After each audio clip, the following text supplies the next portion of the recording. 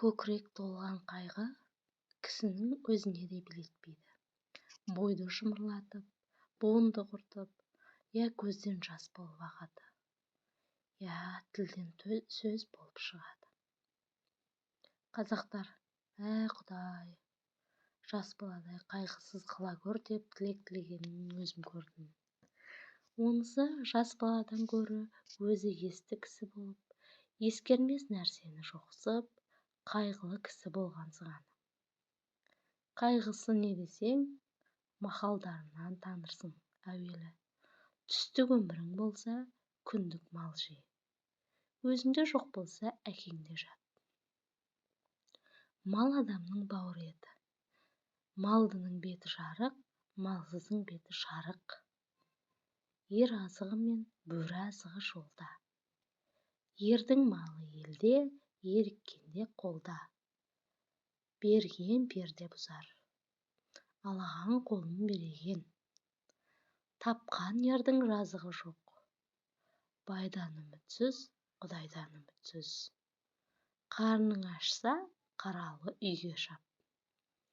Қайраны жоқ көлден без, қайыры жоқ елден без деген осындай сөздер көп, есепсіз толып жатыр.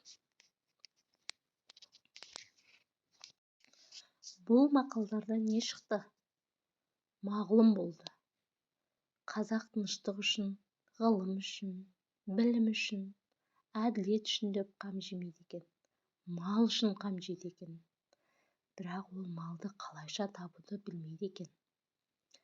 Бар білгені малдыларды алдап алмақ, яғни мақтап алмақ екен.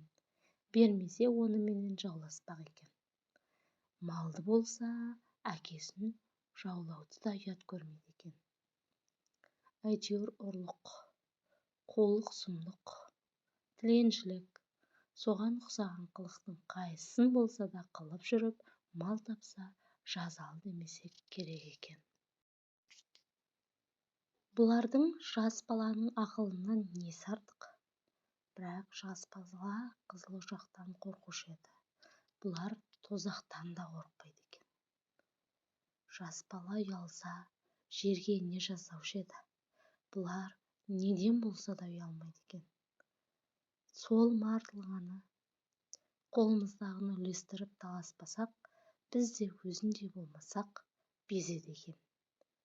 Іздеген еліміз сол.